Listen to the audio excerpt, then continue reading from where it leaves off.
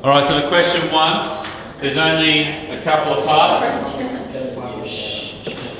So the area, we have to use a calculator to find this, to find the z-score, to calculate a margin of error. We simply, area is 0.9, mean 0, 1, we're using our standard normal distribution. That gives us a z-score of 1.64. We then shove that into our margin of error calculation, which is m equals z times the standard error. That's what we get, and we get a margin of error of 0.3037. For question B, all we have to do is change our area to 0.99. That'll give us a z-score of? What does 0.99 give us a z-score of? 302.5758. 2.58, we'll just go. And then our margin of error is equal to 2.58 multiplied by the same. Now, if you want some advice on how to do this on your calculator, make sure that you're using the answer button, and you can go back up and just change one number. So all you should have to do in this one is change that to 2.58, and you should get the same answer.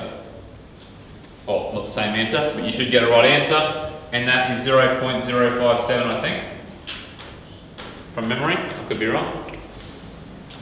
Be aware for question 3, it gives us a slightly different looking question. It gives us our confidence interval, so I might even do question 3 in this little box here. We don't need a lot of space.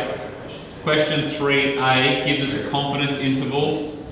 And someone have a look and yell out what the confidence interval is. It's 0.554 and 0.647 or something.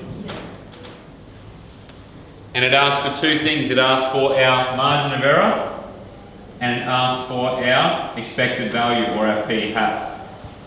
So that then represents the outside bounds of our confidence interval. So how many margins of error are in that? 2. So the difference between them represents 2 margins of error, correct? So we know that 2 margins of error represent 0.647 minus 0.554. How do I get m by itself? Divide both sides by 2, and I divide that by 2. Cool? Where does the mean sit? Where does the expected value or the mean sit? In the middle. So if I've got 2 values, if I draw my little normal distribution, if I've got a value there and a value there, how do I find the value in the middle? I take the average. So I simply, and again this is one of those things where all you have to do is change one button in your calculator. 0.647 plus 0.554. Sum of the values divided by the number of values. How many values do we have? 4. 2. Cool? And you should get 0.6005, I think. And this one equals 0.03.